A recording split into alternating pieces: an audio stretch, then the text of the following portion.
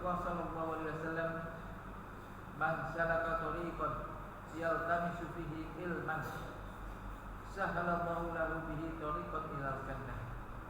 Wa qala aidan, "May yuridillahu bihi khairan yufaqihu fid-din." Ummahat dan juga thalabah yang dirahmati Allah Subhanahu wa taala, alhamdulillah kita senantiasa memanjatkan puji syukur kehadirat Allah Subhanahu wa taala atas limpahan nikmat dan karunia yang diberikan oleh Allah kepada kita. Ketahuilah bahwasanya semua kenikmatan yang kita rasakan, baik itu berupa nikmat yang paling agung, yaitu nikmatul iman, keimanan. Kemudian juga nikmat diberikan kesempatan untuk menuntut ilmu. Nikmat diberikan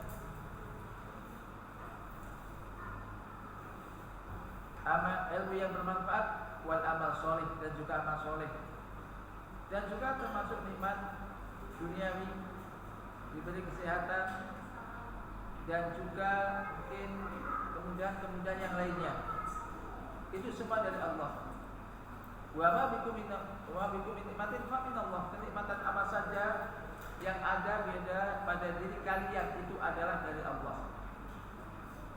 Sehingga ketika kita menyadari semua kenikmatan dari Allah, maka wajib bagi kita untuk mensyukurinya. Dan mensyukuri nikmat Allah adalah yakni dengan hati kita meyakini semua itu dari Allah. Ada yang diberi kemudahan belajar di sini,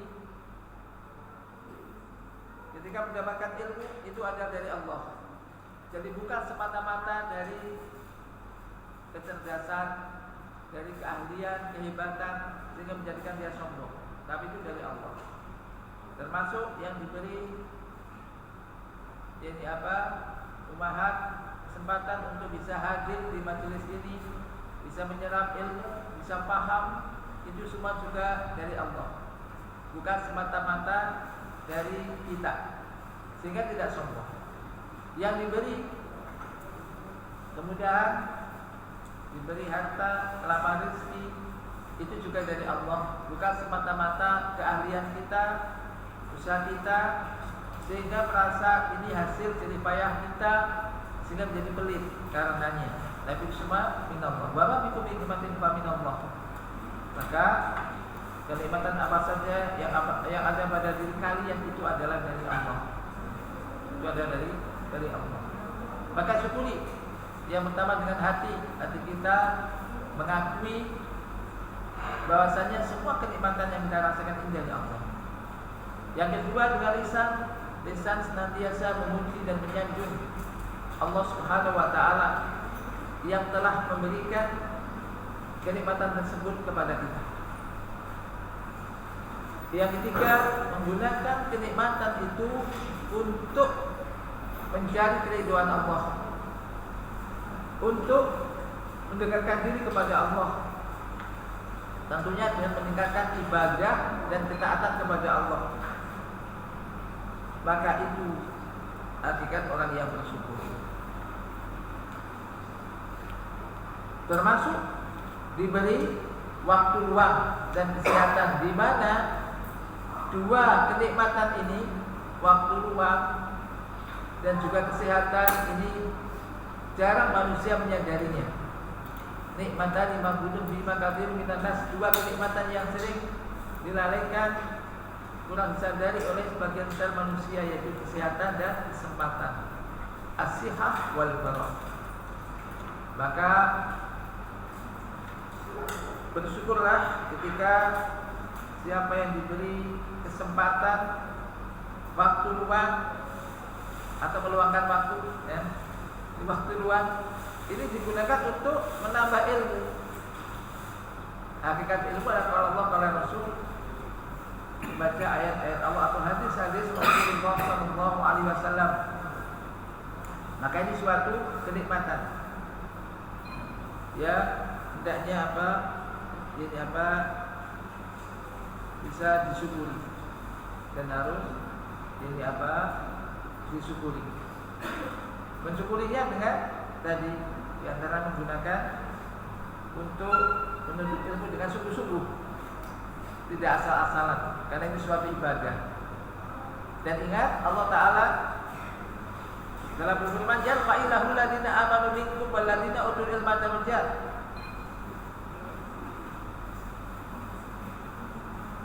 Jadi Allah akan mengangkat orang-orang yang beriman di antara kalian dan orang-orang yang diberi ilmu dengan beberapa derajat. Demikian juga keutamaan orang mencari ilmu atau duduk di majelis ilmu. Rasulullah sallallahu alaihi wasallam bersabda,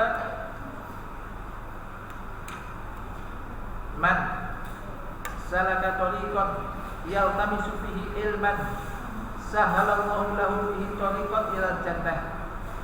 Barang siapa yang berjalan, menempuh jalan, misalkan tariqan, dalam rangka untuk mencari ilmu, maka Allah akan mudahkan jalan dia menuju surga. Ini dia berjalan dari rumah ke majelis ilmu dalam rangka menuntut ilmu, maka Allah akan mudahkan jalan dia menuju surga. Entah nanti di dalam majelis itu nanti pulang mendapat 100%, 9%, 75% misalkan dari ilmu yang disampaikan, maka itu urusan nanti. Yang penting niatnya mencari ilmu yang benar dengan ikhlas, ingin menghilangkan kebodohan dari dirinya dan juga dari orang lain, maka insya Allah mudah-mudahan menjadi penyebab dimudahkan jalan dia menuju surga. Ini harusnya menjadi motivasi. Kalau orang-orang yang mau hadir majelis ilmu nggak mau atau males atau alasan ini alasan itu kadang-kadang ada saja, maka ingat itu, ingin supaya hal itu menjadi sebab dimudahkan jalan dia menuju surga. Siapa yang ingin masuk surga? Ada yang ingin masuk surga? Cita-citanya apa ini? Tolabah ini ngaji itu apa? Ngaji di sini menghafal Quran, hadis. Tujuan utama utamanya adalah itu dimasukkan dalam surga dan diselamatkan dari api neraka, karena ini adalah hakikat kesuksesan. Jadi orang yang bertambah ilmunya harusnya bertambah khosyah, bertambah apa? Rasa takutnya kepada Allah. Nambah satu ayat, satu hadis misalkan, teologi, ini menjadikan dia semakin takut. Umat itu demikian, ngaji sering, majelis ilmu diadakan, kemudian datang, maka gunakan ilmu itu dipahami, diamalkan, menimbulkan rasa khosyah. Innama yakhshallaha min ibadihi al-ulama. Sesungguhnya orang-orang yang takut kepada Allah di antara hamba-hamba Allah adalah al-ulama, orang-orang yang berilmu. Otomatis orang yang berilmu sering ngaji dengan nggak ngaji nggak sama lah apanya, dia perbuatannya, amalnya. Dia semakin tambah ilmunya semakin takut kepada Allah. Kalau takut kepada Allah berarti semakin rajin dan taat kepada Allah, semakin semangat melakukan perintahnya, meninggalkan larangannya. Itu bukti takut kepada Allah. Demikian juga dari di antara keutamaan orang yang diberi karunia ilmu, bahwa itu menjadi tanda Allah menghendaki kebaikan pada diri kita. May yuridillahu bihi khairan yufaqihu fiddin. Barang siapa yang dikehendaki oleh Allah suatu Recording in progress. Allah menghendaki kebaikan pada seorang, maka yufaqihu fid-din. Allah akan fahamkan dia dalam urusan agamanya. Ini. Maka yang bisa memahamkan orang itu kepada agama siapa? Ustaz? Bisa nggak Ustaz memahamkan agama? Bisa? Nggak bisa. Allah. Ya Ustaz membantu menyampaikan. Maka itu diucapkan semuanya. Jadi itu bukan masalah kesenangan apa. Kadang banyak dan orang ikut pengajian. Pokoknya yang rame-rame banyak ikut. Kalau yang ngaji sedikit nggak ikut. Tujuannya apa? Niatnya apa? Pembahasan bergerak dengan niat hadis pertama nanti. Niatmu apa? Mencari teman, mencari orang-orang yang banyak. Senang kalau banyak-banyak berarti apalah. Niatnya itu apa? Kalau niatnya untuk mencari kepahaman, Allah yang memberikan kepahaman. Bahkan bisa jadi orang mungkin temannya waktu ngaji cuma sedikit, tetapi Allah memberikan kepahaman dari apa yang disampaikan. Berarti Allah memberikan kebaikan. Mayyidillahu fi khairan yufaqihu fid-din. Barang siapa yang dijadikan oleh Allah suatu kebaikan pada dirinya, maka Allah akan fahamkan dia dalam urusan agama. Berarti apa yang kita bisa ambil dari ayat ini? Yaitu banyak berdoa kepada Allah untuk bisa dipahamkan terus agama ini. Jadi apa? Tingkatkan hubungan antum, hubungan kita kepada Allah. Bahwa Allah yang memberikan kepahaman. Santri misalkan, namanya santri yang dikasih itu ilmu agama, kan? Di fokus apa ini? Quran, hadis, tahfidz. Nah, tahfidz sambil ada terjemahan baca artinya apa, kemudian bisa memberikan itu. Demikian juga ini apa? Yang lainnya, juga demikian kita semuanya. Hubungkan apa? Kuatkan hubungan kita dengan Allah. Ibadah wajib diperhatikan, ibadah sunnah ditingkatkan. Banyak berdoa. Termasuk umahat yang punya anak-anak, ya, itu sama. Dibantu dengan doa, berdoa dan biasa minta pada Allah. Di sini, insya Allah kita akan sama-sama mengkaji, yakni kita hadis yang sudah maklum, yakni yang banyak sekali faedah dan merupakan bisa mencakup ini apa hal-hal yang mungkin dalam masyarakat, yakni hadis dengan al-arba'in an-nawawiyah, al-arba'in an-nawawiyah. Jadi secara baik. Dan kita mungkin nanti kita sebutkan hadis yang kita baca atau mungkin kita hafal, kemudian dipahami maknanya.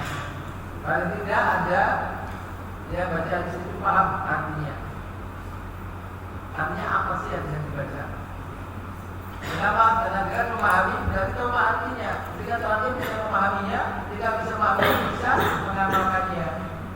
Kemudian berikutnya nanti apa sih faedah pelajaran yang bisa diambil dari hadis itu supaya bisa diwujudkan dan diaplikasikan di dalam kehidupan. Maka di sini bisa menjadikan apa? Kehidupan dan bisa dicontoh. Nah demikian. Nah sebelum itu kita akan sedikit ini apa membaca tentang biografi penulis. Nah siapa penulis hadis al-arba'in an-nawawiyah? Siapa? Al-Imam Nawawi. Jangan sampai ada menghafal kitabnya nggak tahu penulisnya. Maka adabnya dibaca, tahu penulisnya dia didoakan. didoakan, mendoakan penulisnya. Nah, siapa sih nama Imam Nawawi? Imam Nawawi itu nama atau lakon? Nawawi. Siapa namanya? Siapa bisa menyebutkan siapa nama penulis Al-Arba'in Nawawi? Untuk namanya. Ayo. Siapa?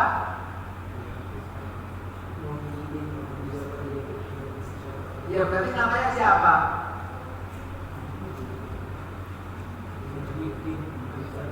Muhyiddin itu namanya.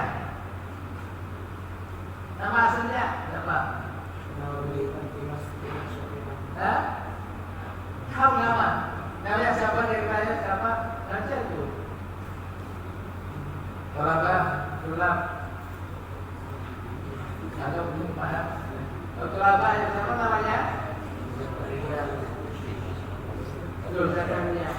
Abu Zakaria atau? Ya? Ya bisa. Jadi nama lengkap Imam Nawawi adalah Abu Zakaria. Abu Zakaria. Yahya bin Syaraf. Yahya bin Syaraf. Bin Miro atau Miro bin Hasan bin Husain bin Muhammad bin Jum'ah bin Hisam al-Hisami al-Nawawi.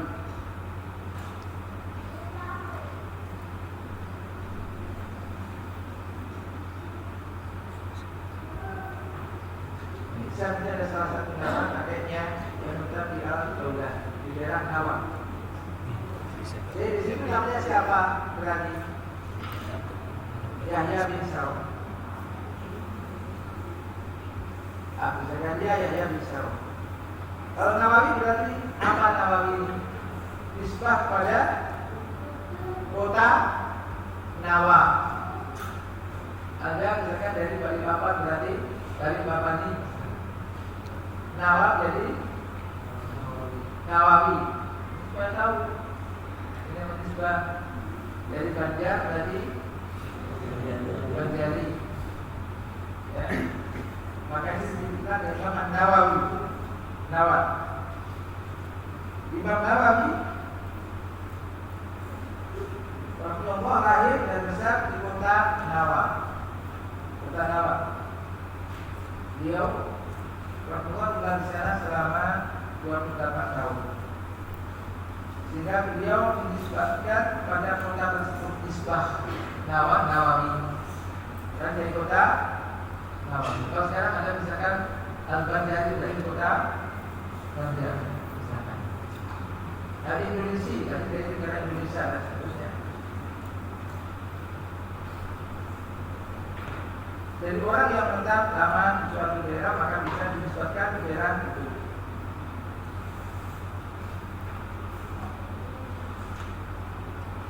Dan ini bagaimana dikatakan oleh Abdullah bin Abu Barak bahwa orang yang menetap di suatu kota selama bukan 4 tahun maka yang dinisbatkan kepada kota tersebut. Para ulama memberi lapor gelar pada Imam Nawawi Rasulullah dengan Muhyiddin. Muhyiddin itu artinya menghidup agama. Muhyiddin. Dan lapor pada gelar ini biasa digunakan untuk seorang ulama saat itu. Maka tetapi Imam Nawawi Rasulullah tidak menyukai perilaku gelar ini. Dia berkata, la as'alu fi liman rakibani lakobani Muhyiddin. Aku tidak menghalalkan orang yang memberikanku lakon Muhyiddin. Dan Imam Nawawi Rasulullah adalah salah satu ulama yang tidak menikah karena disebutkan ilmu. Lalu beliau tidak menikah. Lalu beliau mengapa punya apa punyanya? Apa punya Imam Nawawi? Abu Zakaria.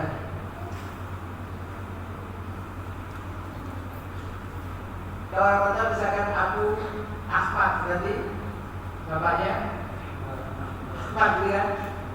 Dan kita belum nikah. Imam Nawawi itu bermaksud tidak jadi apa? Menikah. Karena disebut ilmu. Mungkin kita bertanya, itu kok namanya Abu Zakaria? Nah, ini ada kunyah. Karena kunyah merupakan sunnah Rasulullah SAW. Dalam sebuah hadis Rasulullah memanggil seorang anak kecil dengan kunyah Abu Umair. Abu Umair.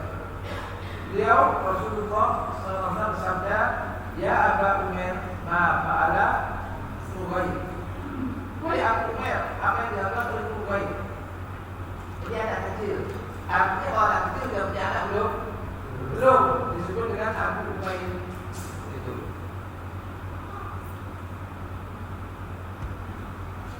Imam Nawawi mengatakan bahwa kunyah yang kita masih bicarakan sekilas tulis ya, tulis kita masuk ke hadis. Dan Imam Nawawi mengatakan bahwa kunyah punya mustahab meskipun dia tidak memiliki anak. Beliau mengatakan wa istahabu tarbiyatul ahli fadl minal rijal wa nisa sawa'un kana lahu waladun am la wa sawa'un dunya bi waladihi am bi ghairihi wa sawa'un dunya ar-rajulu bi abi fulan aw abi fulana wa sawa'un dunya al-mar'atu bi ummi fulan aw ummi fulana.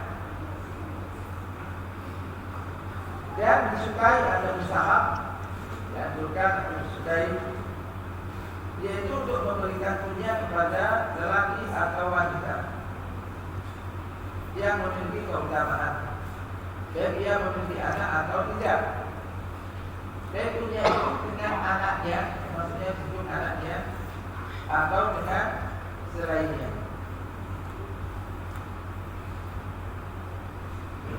Ya, baik seorang laki-laki diberi kunyah dengan Abu Fulan. Abu Fulan berarti sudah ada nama laki-lakinya Abu Fulan, dia bapaknya Fulan.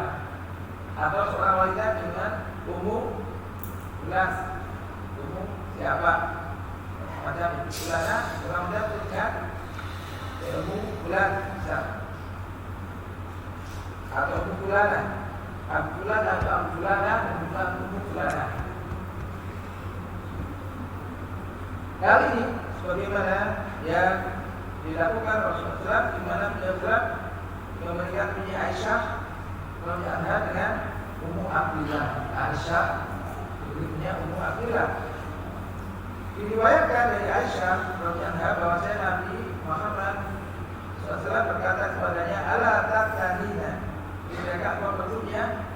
Aisyah radhiyallahu anha menjawab, Bimas Akani, dengan nama siapa aku berkunyah? Rasulullah SAW menjawab, Iqtani bi ibnihi Abdillah yakni ibn Zubair, berkunyahlah dengan nama keponakanmu Abdullah yaitu Abdullah bin Zubair. Akhirnya Aisyah radhiyallahu berkunyah dengan nama Abdullah. Dan kembali kepada Imam Nawawi.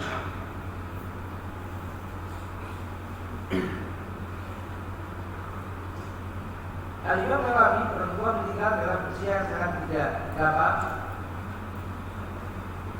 Usianya dia meninggal 45 atau 46 tahun. 45 atau 46 tahun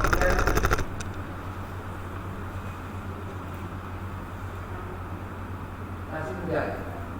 Tetapi dia ini ulama yang sangat banyak karya-karya tulisnya. Dari usia 45 atau 46 tahun. Beliau lahir di bulan Muharram tahun 631 Hijriah atau 1233 Masehi di Nawal. Dan beliau meninggal di bulan Rajab pada tahun 676 Hijriah atau 1277 Masehi di Nawa juga, kota Nawa. Nasrani Nawawi ini diambil dari kota Nawa. Kemudian perjalanan Imam Nawawi rahimahullah dalam menuntut ilmu. Suara bisa dengar suara saya di belakang dengar? Baik. Ini sedikit kita sebutkan ya. Ya, sedikit kita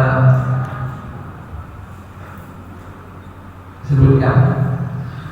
Perhatikan, kalau khususnya dan juga kita kaum muslimin, ketika kita mengetahui bagaimana para ulama itu belajar, minimal kita itu bisa mengambil pelajaran dan mengukur diri kita, terutama santri.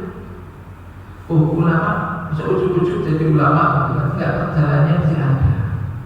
Tiba-tiba langsung muncul jadi ulama, enggak. Bandingkan betapa semangat kita dengan para ulama itu, belum ada apa-apanya. Jadi kalau ingin mendidik dan mencontoh para ulama, ya juga harus semangatnya pun ada. Al-Imam Nawawi rahimahullah ada sosok yang tidak pernah menyia-nyiakan waktunya, tidak pernah menyia-nyiakan waktunya, baik di waktu siang maupun malam. Dia selalu menyibukkan dirinya dengan mengulang-ulang ilmu yang diperoleh. Ya, perhatikan, kadang-kadang orang belajar entah di ma'had atau ya, di mana saja. Ini di sini waktunya kosong, pelajarannya nggak banyak, ya kan? Akhirnya apa? Ya, seakan-akan nggak ada kerjaan. Jadi waktunya untuk main ini total perhatikan di sini. Ya. Beliau selalu menyibukkan dirinya dengan mengulang-ulang ilmu yang diperoleh, baik ketika menetap ataupun ketika dalam perjalanan. Beliau rahimahullah juga menyibukkan dirinya dengan menulis karya-karya ilmu. Dan ini dapat kita lihat dari banyaknya buku-buku yang beliau tulis. Imam Nawawi rahimahullah sejak kecil dikenal sebagai orang yang soleh, orang yang soleh dan semangat dalam belajar. Perhatikan, soleh, semangat dalam belajar. Jadi memang rata-rata para ulama itu begitu, nggak ada orang bermalas-malas, semangat dalam belajar. Dari sini ambil pelajaran. Gunakan waktu. Waktu itu umur kita. Waktu itu umur kita. Umur kita adalah ya kumpulan dari hari-hari, waktu, hari, minggu, bulan itu. Barang siapa yang bisa menggunakan waktunya dengan baik, dia akan rugi. Kalau semangatnya penuntut ilmu, waktu adalah ilmu. Jadi beliau dikenal orang yang soleh dan semangat dan belajar. Dikisahkan ketika beliau berusia 10 tahun, teman-temannya sering memaksakan Recording stopped. Namun beliau sering menghindar, bahkan terkadang menangis karena dipaksa. Beliau lebih memilih menghabiskan waktunya untuk belajar dan menghafal Quran dibandingkan untuk bermain. Sampai tatkala beliau dipaksa bermain oleh teman-temannya, ternyata beliau tetap menggunakannya sambil menghafal Quran. Wah, pas juga ya, menghafal Quran. Ini. Karena sebab inilah akhirnya ayahnya selalu membawanya ke toko, bukan agar beliau sibuk dengan jual beli, namun agar beliau bisa fokus mempelajari Al-Quran, tidak diajak teman-temannya untuk bermain. Ini bisa dilihat di depan atau di depan utolibin di terjemah Imam Nawawi. Ketika usia Imam Nawawi 19 tahun, ayahnya membawanya ke Damaskus untuk belajar di Madrasah Ar-Rawiyah. Selama 2 tahun belajar di sana, beliau Rasulullah sengaja tidak membaringkan tubuhnya untuk tidur. Hal ini beliau lakukan karena semangatnya di dalam menuntut ilmu. Disebutkan juga bahwasanya beliau Rasulullah makan hanya sekali dalam sehari demi menghemat waktu. Beliau tidak ingin waktunya habis untuk makan. Ya, hewan-hewan kalau habis makan untuk makan sudah makan kan kebutuhan. Apalagi kalau untuk main-main, cetek, apa cetek, nggak ada di sini, main gitu. Waktu ini yang gunakan waktu, ini yang kita contoh. Apalagi masih muda. Coba orang yang sudah tua-tua itu mesti rata-rata menyesal, ya kan? Kenapa saya dulu muda? Coba tanya. Kenapa dulu masih muda kan? Sungguh-sungguh gitu.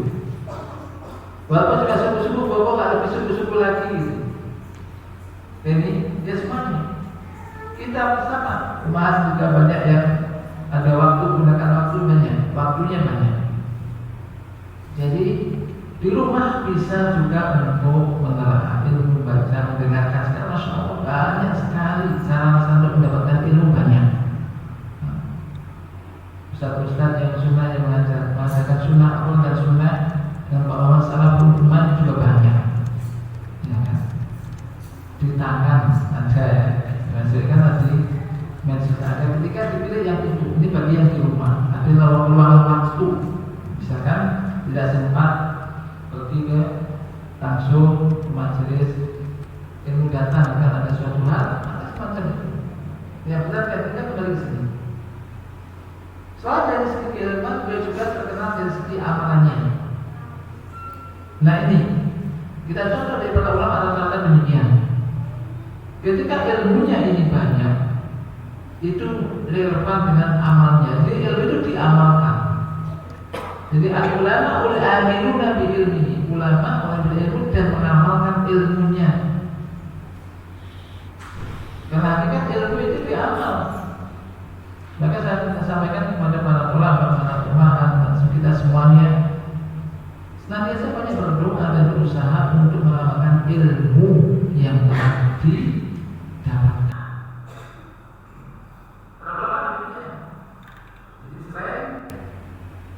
Dari segi ilmu beliau terkenal dengan segi amalannya. Beliau adalah orang yang zuhud dan rajin beribadah, ya kan? Zuhud dan rajin ibadah. Soal di sini semua bangun malam dong. Bangunnya jam berapa nih kan? Anak-anak jam 4. Masih kurang 1 jam atau lebih itu sebelum subuh bisa untuk sholat. Sholat malam. Nah ini bagus banget kan ya. Dikisahkan bahwa beliau pernah tertimpa sakit ketika belajar di madrasah Arabiyah. Ayah dan kerabatnya pun mengunjunginya. Di suatu malam, ketika ayah dan kerabatnya tertidur di samping Imam Nawawi Allah Jalla wa Ala memberikan kekuatan sehingga ia tidak merasakan sakit. Beliau Allah pun menggunakan kesempatan ini untuk berzikir dan bertasbih. Jadi menggunakan waktunya bagaimana bisa melahirkan sebuah amalan, bagaimana bisa melahirkan sebuah hal yang bermanfaat. Mungkin ilmu dari dengan belajar. Jadi saat itu menggunakan amalannya, dan menggunakan waktu untuk beramal, beribadah, diamalkan. Tidak bisa suatu berpikir bertasbih. Ini kan amalan. Amalan ibadah itu bisa dengan lisan, ya kan? Dengan perbuatan. Lisan baca Quran, berzikir, berdoa. Ini semua orang bisa dan mudah. Ketika Imam Nawawi dalam kondisi berzikir, dia melihat ada orang tua yang penampilannya bagus berwudhu di sisi kolam. Saat itu masih pertengahan malam. Ketika orang tersebut selesai dari berwudu, ia mendatangi Imam Nawawi rahimahullah dan berkata, "Wahai anakku, janganlah kamu berzikir sehingga mengganggu ayahmu, saudaramu, keluargamu, dan orang yang berada di madrasah ini." Imam Nawawi pun bertanya, "Wahai bapak, siapakah anda?" Ia jawab, "Aku hanya menasihatimu, tidak perlu kamu tahu siapa." Ketika orang tersebut menjawab demikian, maka Imam Nawawi rahimahullah menerangkan bahwa orang tersebut adalah iblis.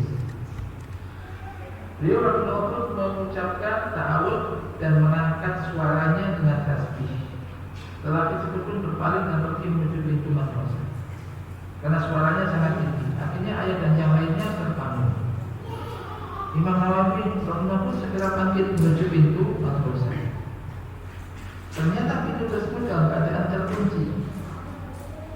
Ayo keluar melalui pintunya dikunci. Ayahnya pun bertanya tentang apa yang terjadi. Lalu Imam Nawawi menceritakan apa yang telah terjadi. Mendengar cerita Imam Nawawi, maka semua orang pun duduk bertasbih dan berzikir.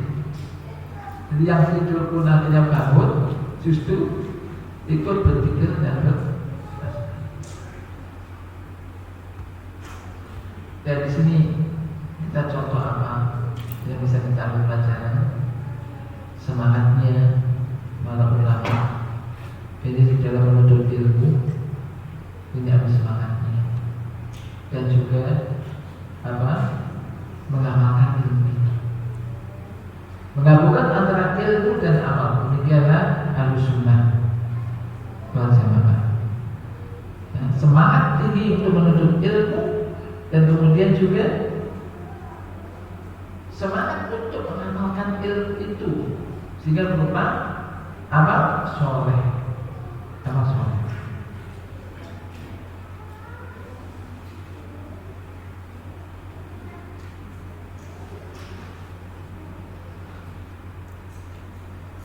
Karya-karya Imam Nawawi rahimahullah, kan kita masih baca sedikit ya terkait dengan ini Al-Imam Nawawi. Meskipun Imam Nawawi rahimahullah meninggal dalam usia yang sangat muda, namun hasanah ilmiah yang beliau rahimahullah tinggalkan untuk umat Islam sangat banyak. Di antara karya beliau adalah Al-Arba'in An-Nawawiyah, kitab yang akan kita baca. Kitab Riyadhus Shalihin, ada yang pernah mendengar kitab Riyadhus Shalihin?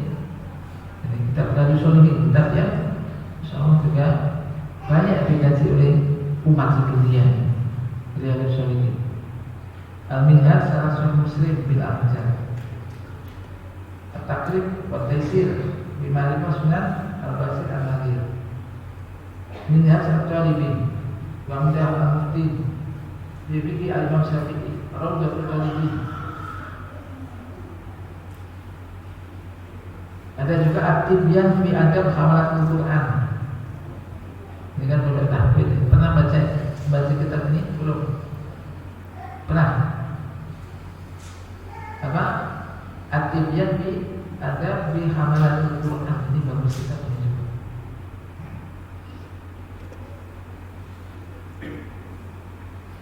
Adab Al-Fatwa wal Mufti wa Al-Mustafti, Al-Majmu' Syarh Muhadzab.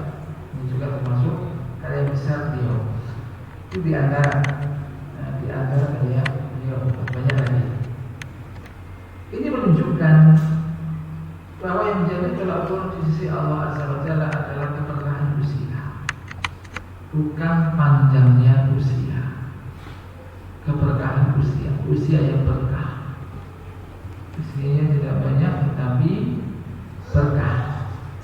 Bisa melahirkan dan dari digunakan untuk menulis karya-karya yang banyak. Maka ini pentingnya barokah umur. Ya minta kepada Allah supaya umur kita barokah. Allahumma barik lana fi umrina, ya Allah berkahilah umur kami. Umur yang berkah itu bisa digunakan untuk hal-hal yang bermanfaat. Termasuk tadi apa? Menuntut ilmu, memahami ilmu. Jangan sampai orang kayaknya nggak ada kegiatan nganggur tidur, main dulu. Kenapa kosong? Nggak ada kegiatan banyak.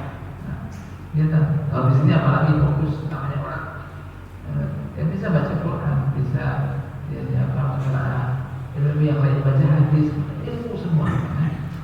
Apalagi sambil dibaca artinya. Kemarin pun demikian.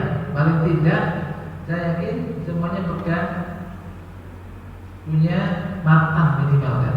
Ya umat semua sudah punya mantan hadis arba'in nawawiyah. Ada ya? Ada kan? Wah, anaknya jaga kok. Ini pinjam Ustaz untuk anak saya. Kamu beli? Ini beli, baca, kemudian artinya kan ada terjemahnya. Minimal itu. Baru nanti kita akan bisa mudah untuk mengambil faedah lebih cepat karena sudah dibaca. Sudah dibaca. Nah, jadi ini berkahnya, pentingnya apa? Keberkahan usia umur. Semoga Allah berkahi usia kita. Lihat pula Sa'ad bin Mu'adz radhiyallahu anhu yang meninggal sekitar umur 37 tahun. Dan dia hanya merasakan Islam sekitar 6 atau 7 tahun. Akan tetapi tatkala ia meninggal dunia, Nabi SAW bersabda, "Ihtazza arsyur Rahman li mauti Sa'd bin Mu'adz."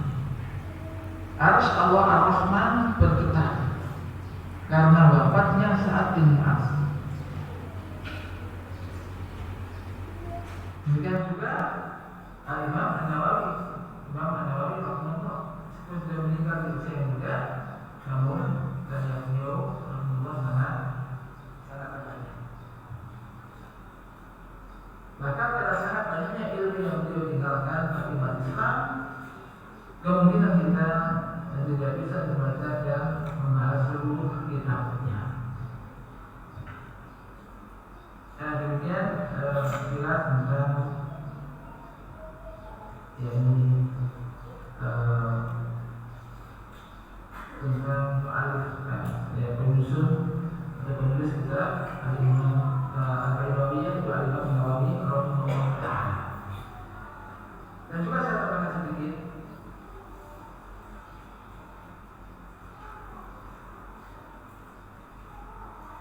yaitu tentang semangat ilmu. Ini kan problema, ini kan pertemuan pertama kan? Ya, pertemuan pertama. Jadi Al-Imam Syafi'i rahimahullah juga pernah mengatakan, menyebutkan tentang bagaimana supaya kita menjalankan ilmu. Beliau mengatakan akhiran tanalam ilma illah bisittatin sa'ummika an-nafsiha bibayani. Saudaraku, engkau tidak akan menjalankan ilmu kecuali dengan 6 perkara. Aku akan jelaskan dengan ini. Yang pertama, zakatun wa khirsun wa istihadun wa dirhamun wa suhbatu ustadin wa tulu zamanin. Apa 6 perkara itu? Yang pertama apa? Zakatun. Apa zakat? Kecerdasan. Cerdas. Aduh, kalau saya tak cerdas gimana Ustaz? Betul alam usaha Allah yang kasih. Cerdas. Cuma orang rata-rata yang punya kecerdasan. Zakatun wa khirsun. Apa khirsun? Recording in progress. Semangat. Yang kuat. Khirsun, semangat itu. Jangan belajar keren-keren enggak. Semangat. Khirsun, ikhlas. Nabi mengatakan ikhlas ala ma yanfa'uka wasta'in billah wala ta'jaz. Semangatlah untuk melakukan apa yang bermanfaat bagimu. Semangat. Usaha maksimal. Wasta'in billah, dan minta tolonglah kepada Allah. Wala ta'jaz, dan janganlah kamu lemah. Jangan kamu lemah. Ini nasihat Nabi. Ikhlas ala ma yanfa'uka wasta'in billah wala ta'jaz. Atau wala ta'jaz. semangat mas, berambisilah, punya ambisi, fierce tadi, berambisilah yang besar, semangat yang besar untuk untuk melakukan sesuatu yang bermanfaat bagimu, wasta'in billah, dan minta tolong kepada Allah. Kepingin ilmu, belajar, semangat belajar ilmu, minta tolong kepada Allah, dimudahkan untuk itu. Kepingin bekerja, usaha yang demikian, semangat, minta tolong kepada Allah, dan jangan lemah. Maksudnya jangan mudah-mudah mengeluh, aku nggak bisa, aku nggak mampu, belajar bahasa Arab nggak mampu, sulit. Dan semuanya itu belum usaha maksimal dan mengeluh. Malah jangan lemah. Tadi apa? Kirsun, dakapun, wakirsun, wastihadun. Apa istihad?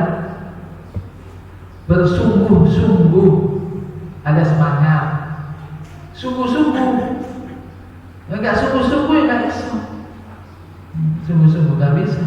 Sungguh-sungguh. Apalagi ini ilmu, ngaji, ya, mengaji majelismu, sungguh-sungguh, catat sungguh-sungguh. Mempelajari, mengaji ayat-ayat hadis, ayat Allah, hadis Rasul, ya, sungguh-sungguh. Yang keempat, wadirhamun, atau dengan apa lain ada yang wabul. Apa itu dirham? Dirham itu menggambarkan uang, biaya. Ada biaya untuk beli buku, beli kitab misalnya, beli pulpen, ini butuh ini. Wasuhbatu ustadin, yang kelima apa? Hah? Ada ustadz yang membimbing, bersahabat dengan ustadz, maksudnya ada ustadz yang membimbing. Ini ada guru. Yang keenam, wadulu zamani, waktunya lama. Sudah berapa tahun di sini? Ngaji sampai kapan? Menuntut ilmu itu ada batasnya enggak? Enggak loh, dan terus semangat terus.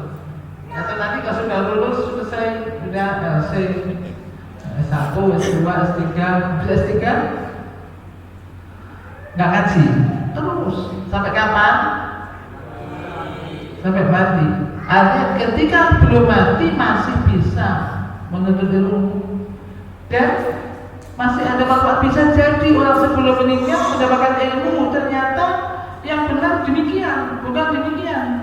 Langsung dia bisa berubah menjadi baik dan melakukan amal ilmu tersebut, bukan mati, berubah menjadi baik dengan ilmu yang didapatkan. Ini, jadi ini diantara juga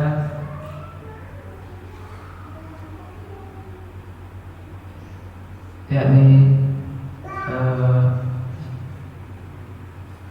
hal yang perlu diperhatikan di dalam menuntut ilmu. Baik, kita masuk ke dalam hadis yang pertama. Silakan, ada yang membacakan hadis yang pertama.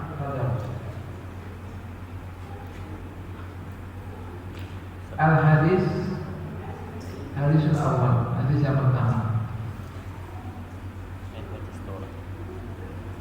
Kita nanti ini jam 9 kan?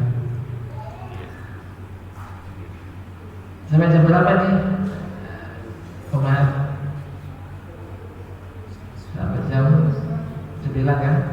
Sampai jam 9? Setengah 10. Nah, baik, modal dibaca hadis yang pertama.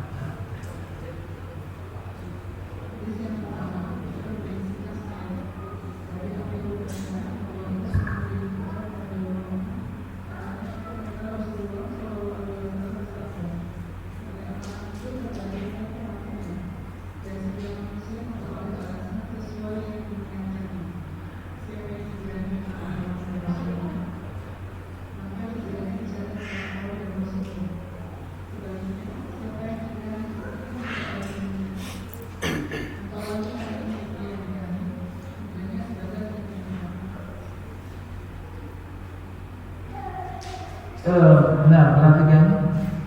Tapi bagus itu dibaca bahasa Arabnya. Tadi belum dibaca bahasa Arabnya.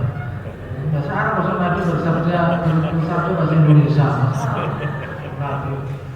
Jadi bagus ya dibaca ini ya. Itu sebenarnya ada. Itu kan di terjemahan itu di kitab itu ada Arabnya nggak? Ada kan? Baca. Jangan nggak berani baca. Mana bahasa Arab aja. Jadi qala mu'allif rahimahullah wa nafa'ana bi ulumihi fid dharaini amin. Mu'allif rahimahullah, semoga Allah menjadikan ilmunya bermanfaat bagi kita. Wa nafa'ana bi ulumihi fid dharaini amin, di dunia dan juga di akhirat. Qala mu'allif rahimahullah an Amirul Mukminin Abi Hafs Umar bin Khattab radhiyallahu ta'ala anhu qala Sami'tu Rasulullah sallallahu alaihi wasallam yaqulu innamal a'malu binniyat wa innamal likulli imri'in ma nawa faman kanat hijratuhu ila Allahi wa rasulihi fa hijratuhu ila Allahi wa rasulihi wa man kanat hijratuhu lid dunya yusibuha aw imra'atin yankihuha fa hijratuhu ila ma hajara ilaihi. Ini sambil belajar bahasa Arab ya, bukan belajar sih, mengetahukan bahasa Arab. Semuanya insya Allah bisa. An Amirul Mukminin, dari Amirul Mukminin, dari Amirul Mukminin Abi Hafs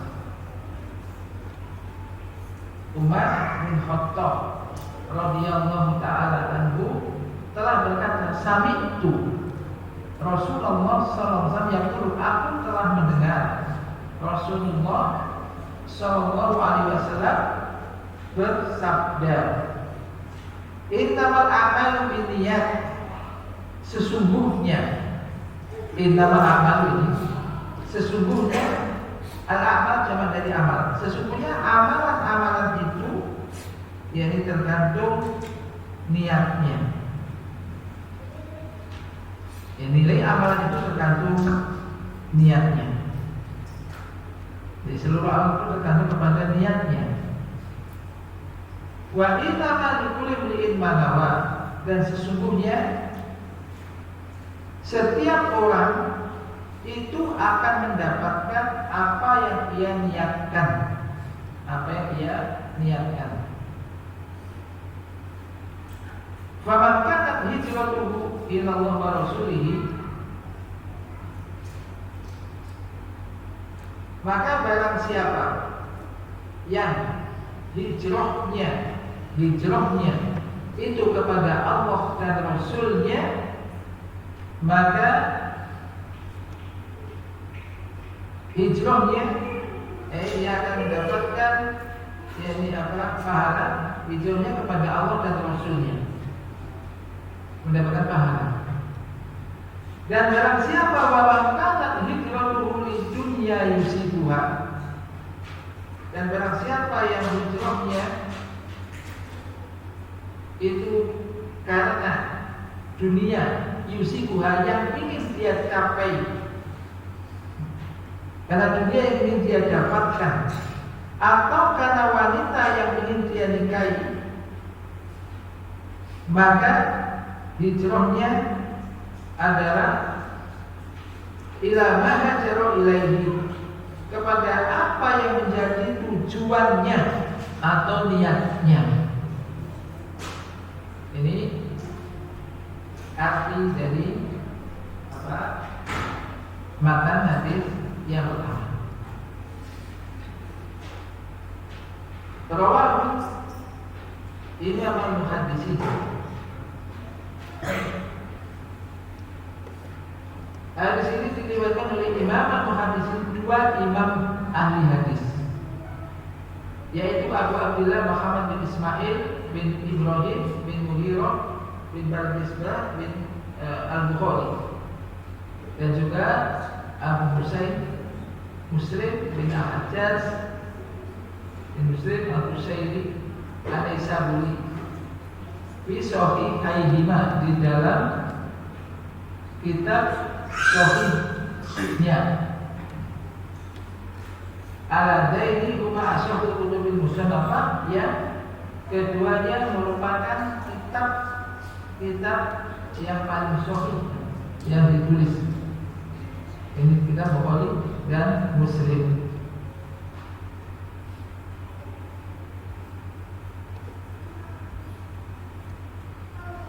Nah, di antara penjelasan dari ini di sini, yang pertama ini tentang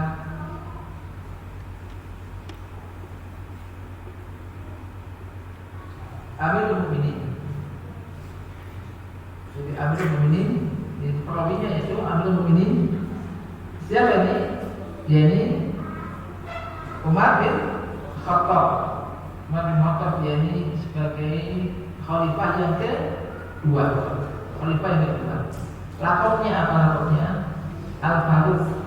Diberi lakop dengan Al-Faruq.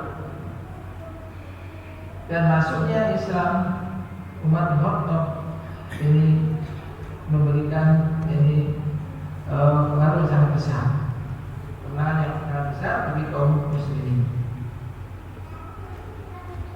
Kemudian dari Sami itu, aku mendengar, dia mengatakan aku mendengar Rasulullah bersabda. Ini menunjukkan bahwa beliau mengambil langsung dari Nabi Sallallahu Alaihi Wasallam, mendengar langsung dari Nabi Sallallahu Alaihi Wasallam.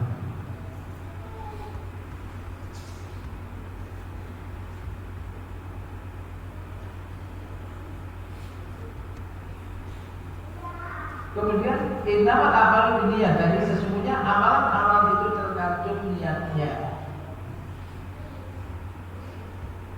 Artinya ini secara bahasa innamal sesungguhnya amal itu hanyalah tergantung pada niatnya. Amalan-amalan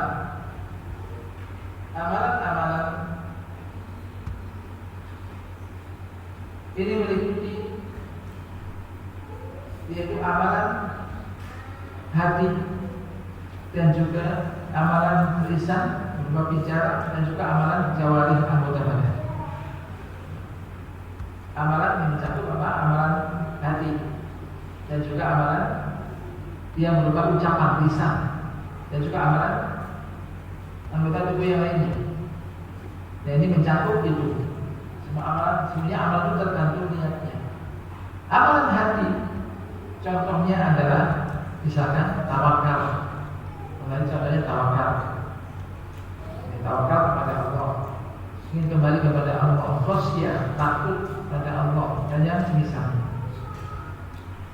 Amalan yang berupa lisan, sesuatu yang diucapkan dengan lisan.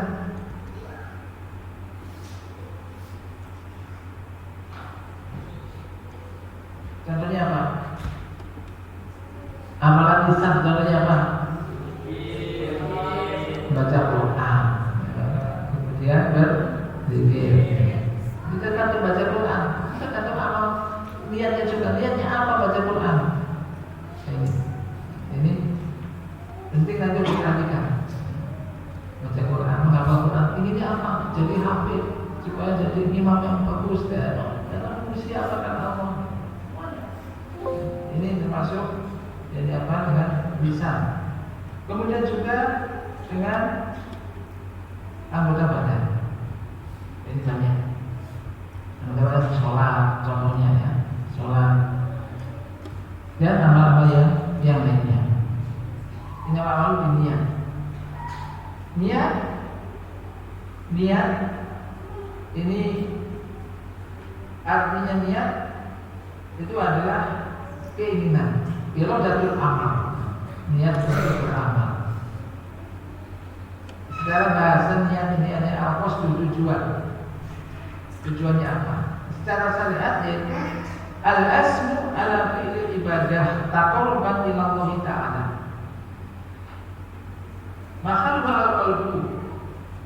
Niat itu ada keinginan kuat untuk melakukan ibadah dalam rangka untuk mendekatkan diri kepada Allah Ta'ala. Ini cara satu. Tempatnya ada di dalam hati. Maka ini adalah amalan hati dan tidak ada kaitannya dengan yakni anggota badan yang zahir. Kemudian jadi ba'ina manikil matawa, sesungguhnya setiap orang akan mendapatkan apa yang dia niatkan. Apa yang akan dia niatkan. Kemudian beliau mencontohkan yang setelah itu adalah contoh. Mencontohkan tentang ini apa amalan itu. Yaitu apa? Hijrah. Nah, hijrah barang siapa hijrahnya karena Allah ada kepada Allah dan Rasulnya, maka hijrahnya kepada Allah dan juga Rasulnya.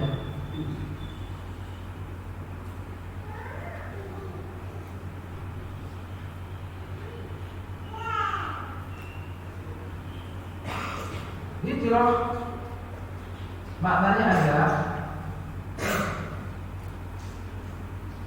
secara bahasa hijrah itu artinya atar, yaitu meninggalkan. Secara bahasa hijrah itu artinya adalah atar. Hijrah secara bahasa. Kemudian hijrah ini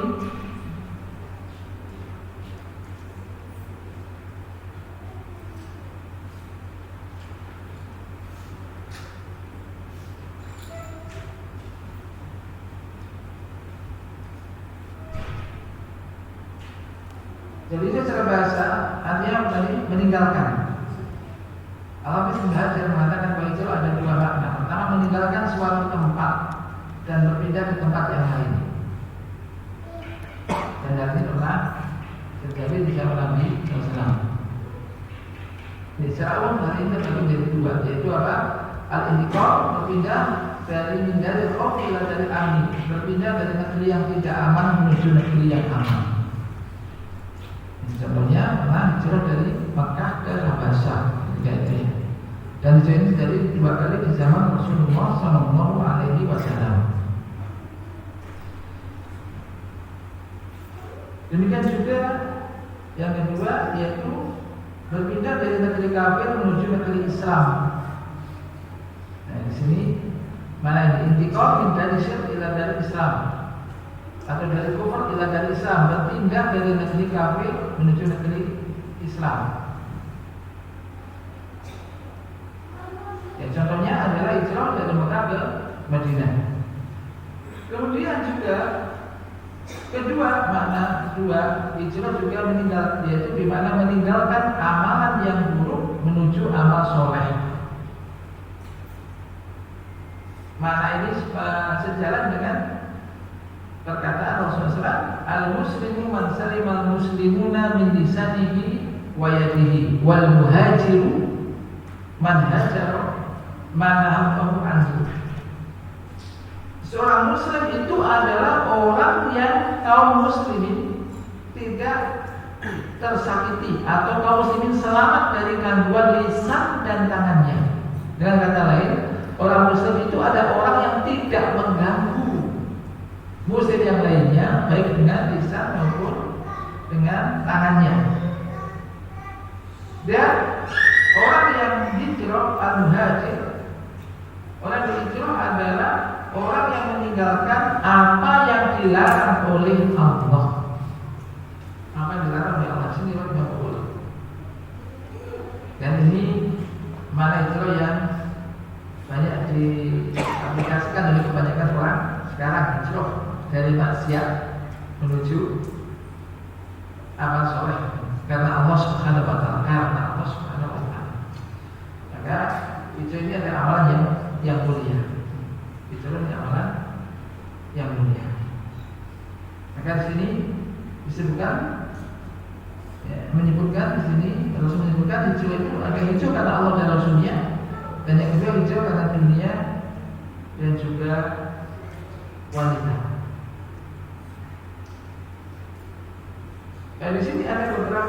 faedah yang bisa kita ambil. Ini supaya tidak terpotong. Ada poin-poinnya supaya bisa dicatat. Ya, apa faedah yang pertama? Faedah yang pertama,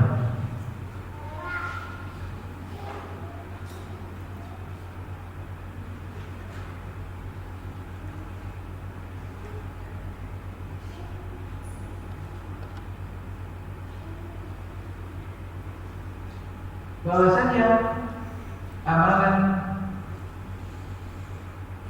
yang tidak ada tujuan itu adalah lahbun, yaitu sia-sia atau permainan yang tidak berdampak terhadap hukum dan juga perasaan.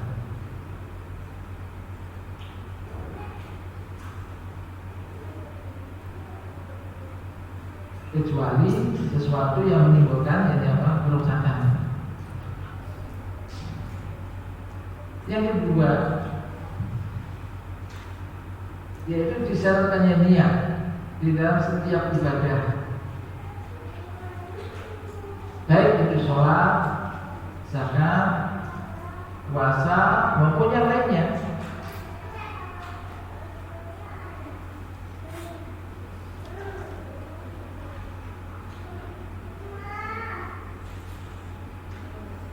Dan masuk di sini adalah niat, termasuk niat ibadah dan juga jenis ibadah itu.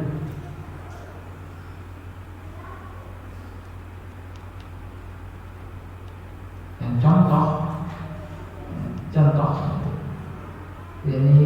niat, misalkan niat ibadah, yaitu misalkan yaitu ibadah melakukan sholat misalkan 4 rakaat. Sholat apa saja 4 rakaat? Bisa zuhur, bisa asar, atau 2 rakaat misalkan. Sholat 2 rakaat. Sholat apa? Ya belum tentu kan. Ya di sini niatnya. Maka di sini perlu ditambahkan. Ya ini fungsinya niat. Pembahasan ini. Jadi niat ini fungsinya ada di antaranya untuk membedakan antara ibadah yang satu dengan ibadah yang lainnya. Dan yang kedua adalah untuk membedakan antara kebiasaan dan ibadah. Ada wal ibadah. Contoh,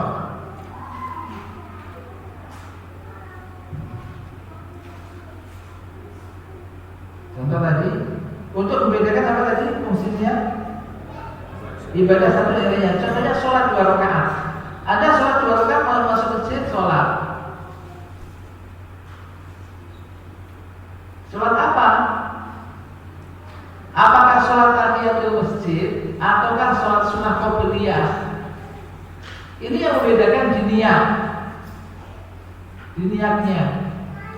Sholat 2 rakaat. Apakah sholat sunnah ini? Sholat sunnah tadi itu contohnya satu masjid atau sholat sunnah qobliyah.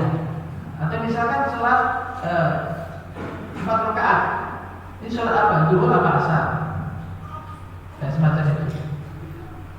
Kemudian yang berikutnya, untuk membedakan apa tadi? Antara kebiasaan dan ibadah. Contohnya apa?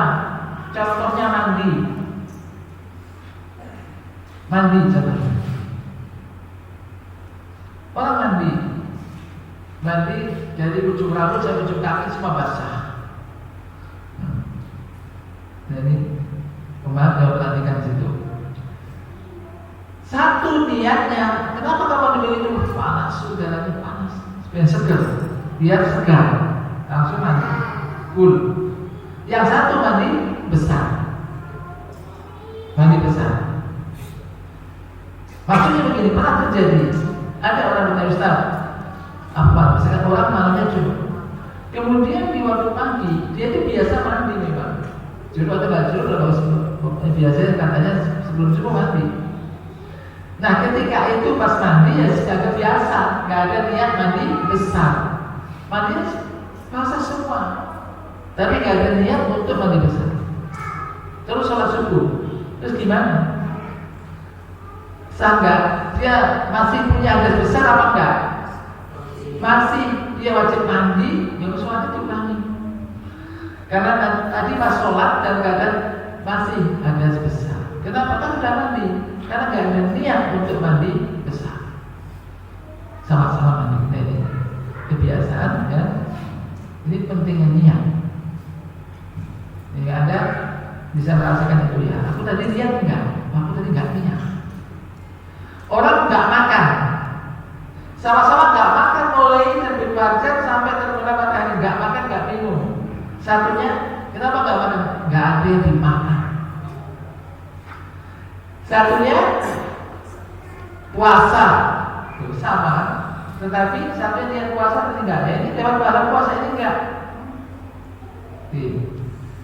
Satunya niat puasa karena Allah, satunya ingin diet, nggak makan. Pahalanya beda. Dan ini apa? Niat. Kemudian faedah berikutnya,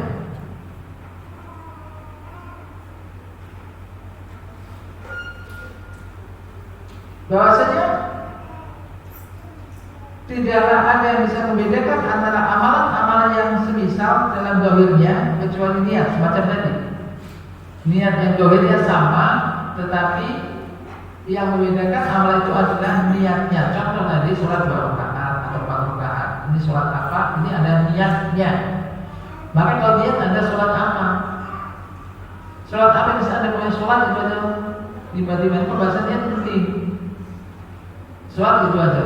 Tiba-tiba sholat begitu udah Allahu Akbar, di tengah-tengah maunya sholat lagi di masjid. Enggak jadi sholat qobliyah aja. Nah, boleh nggak? Enggak boleh. Nggak lihat itu di awal. Ini penting. Ya, jadi niat itu. Tahu mau sholat apa? Jadi ini harus diperhatikan. Kemudian juga amalan ini terbangun di atas niat. Dari sisi apa? Baik dan tidaknya. Demikian juga balasannya. Maka rusaknya niat bisa menjadikan rusaknya amal. Sebagaimana orang beramal karena selain Allah.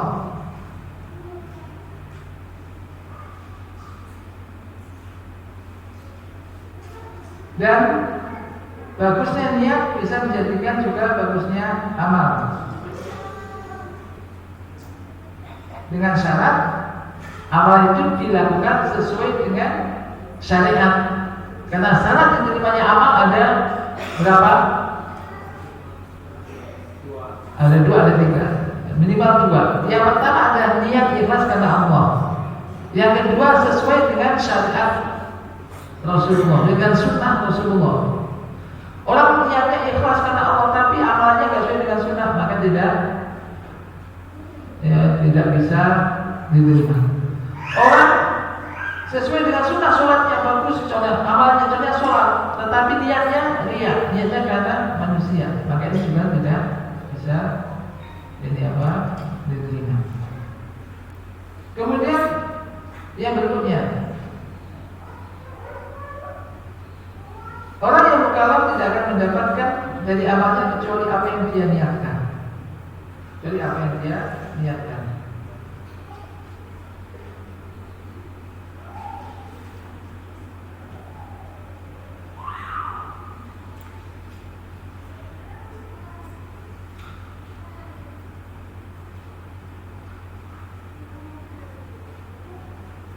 Kemudian berikutnya adalah yang ke-6 ya.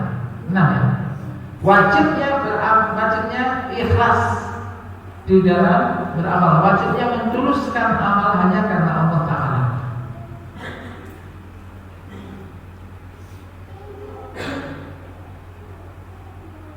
Jadi gak boleh beramal terus selain Allah.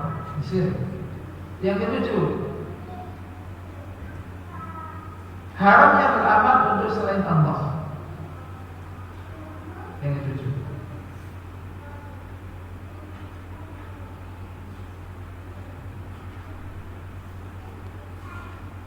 Yang kedelapan, disyariatkannya berhijrah dari negeri syirik ke negeri Islam. Negeri Islam maksudnya negeri yang dimana di situ bisa ditegakkan syiar-syiar Islam. Ini maksudnya negeri Islam. Bisa sholat, bisa mengamalkan syariat Islam dengan tidak sembunyi-sembunyi, dengan semacam di tempat kita bisa sholat berjamaah, bisa melakukan syariat-syariat Islam yang lainnya. Kemudian juga yang berikutnya, wajibnya ikhlas di dalam berhijrah. Wajibnya ikhlas di dalam berhijrah. Dan hal itu yaitu hendaknya hijrah itu kepada Allah dan Rasulnya.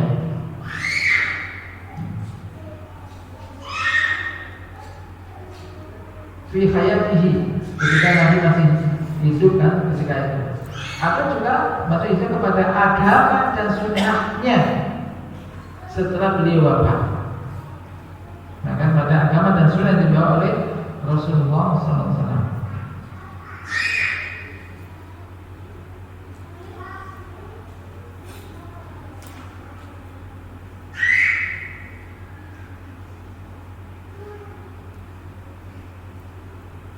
Yang berikutnya, bahwasanya yang barang siapa yang beramal untuk dunia, maka ia tidaklah mendapatkan kecuali apa yang dia niatkan. Idza sya'allah, jika Allah mendakinya. Allah berfirman, "Man kana yuridul ajila ajjalna lahu fiha ma tasa' liman yurid."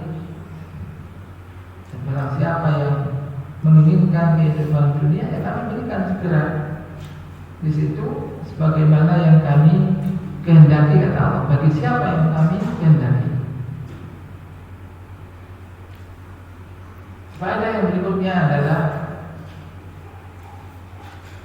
kubudul amal biadam ikhlas lillah, terhapusnya amalan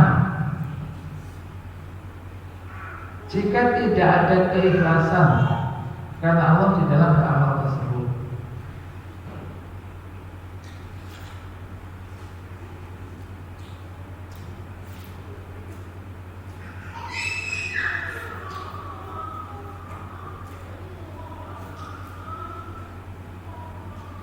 Yang berikutnya,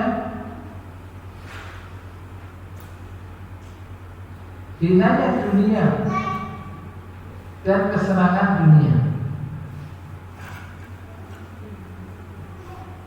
Hal ini diambil dari hadis di bagian akhir, di mana di sini Nabi tidak menyebutkan lagi, yaitu apa? Kata-kata wa maka hijratuhu li dunya yusifuha wa imra'atin yankihuha fa hijratuhu ila ma hajara ilaihi. Maka siapa hijrahnya karena dunia yang ingin dia dapatkan atau wanita yang ingin dia nikahi, maka hijrahnya menuju apa yang dia niatkan. Tidak disebut lagi karena tidak pantas untuk disebutkan. Karena ini apa? Menunjukkan hinanya atau rendahnya nilai tersebut. Nilai tersebut.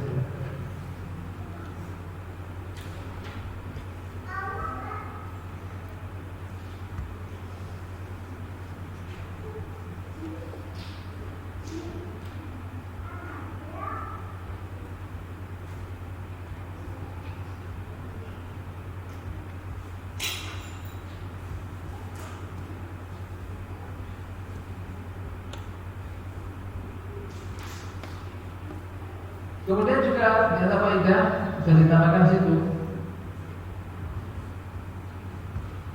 Niat yang baik tidak bisa menjadikan amal jelek menjadi baik.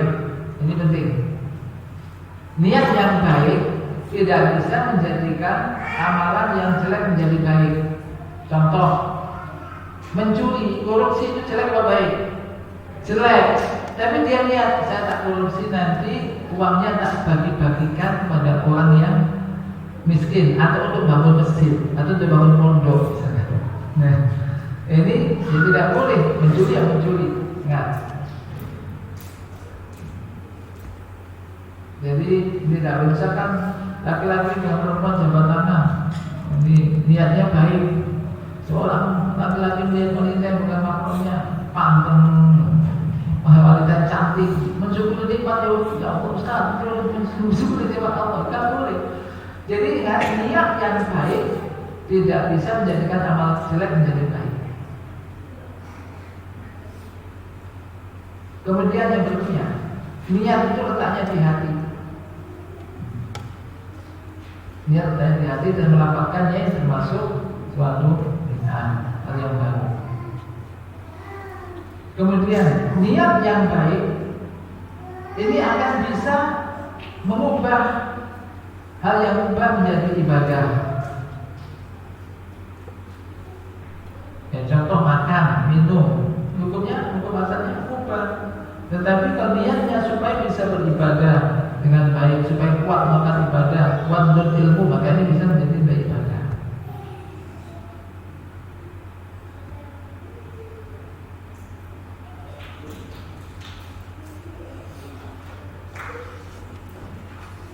Kemudian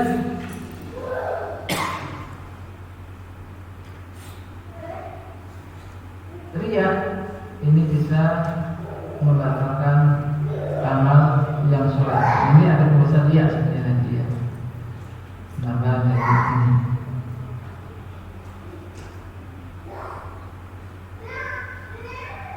Kemudian wajib bagi seorang hamba untuk ini apa? Untuk tidak meninggalkan amal soleh takut karena dia. Misalkan orang nggak mau ngaji, kenapa? Takut ria. Orang nggak mau sholat berjamaah ke masjid, kenapa? Takut ria. Dia itu dosa. Lagi sholat di rumah ini nggak boleh. Tidak boleh orang meninggalkan amal soleh karena takut ria. Tetapi wajib bagi dia untuk ini berupaya ikhlas di dalam beramal, kita beramal dan menjauhkan ria dari dalam dirinya. Dan sementara di waktunya 10 nanti saya mau baca lagi masalahnya. Jadi ini ada beberapa hal, insya Allah nanti kita sambung dan pertemuan berikutnya insya Allah ada beberapa hal yang perlu saya tambahkan, termasuk perkataan kaum salaf terkait dengan niat, karena pentingnya niatnya. Sekali lagi ini menunjukkan pentingnya niat ya. Dari sini mari kita berupaya untuk meluruskan niat. Dan saya tambahkan sedikit lagi. Yang ulama mengatakan, para ulama banyak menyebutkan hadis ini di awal. Contohnya di Sahih Bukhari, di hadis Arba'in Nawawiyah. Ya kan, yang pertama niat. Ya. Kenapa? Yang antaranya adalah menyebutkan lintasfihin niat, agar manusia tolabul ilm, orang yang mencari ilmu dan semuanya, sebelum dia jauh melangkah, hendaknya dia meluruskan niatnya dulu. Ini pentingnya, meluruskan niat. Oh apa saja, ngapain saya ini? Saya ngaji ini ngapain? Ngaji karena apa? Ingin cari ustaz atau ingin cari teman atau apa misalnya. Meluruskan niat. Belajar untuk apa ini? Apapun untuk apa ini? Ini. Jadi supaya orang lintas ini ya, meluruskan niat sebelum jauh melangkah. Penting semuanya. Jadi itu menata niat, meluruskan niat, membaguskan niat. Maka dengan ini mudah-mudahan kita ini bisa ini menjadi motivasi, jadi kita mencari ilmu niatnya karena Allah, tidak meninggalkan kejahilan kita dari diri kita dan juga dari orang lain, bisa menyampaikan kepada orang lain, sudah bisa takut kepada Allah, dan demikian juga amal-amal ibadah yang lainnya. Semoga Allah Subhanahu Wa Taala bisa memberikan ilmu yang bermanfaat, jadikan yang sedikit ini bisa bermanfaat bagi kita, bisa kita amalkan dalam kehidupan kita, dan bisa menjadikan kita untuk lebih berhati-hati dan juga lebih keras dalam menata niat atau meluruskan niat di dalam diri kita, dan semoga Allah memberikan keikhlasan kepada kita di dalam maka setiap amalan. Bahkan hanya kata Allah Subhanahu Wa Taala, Allah وأرنا ينفعنا وارزقنا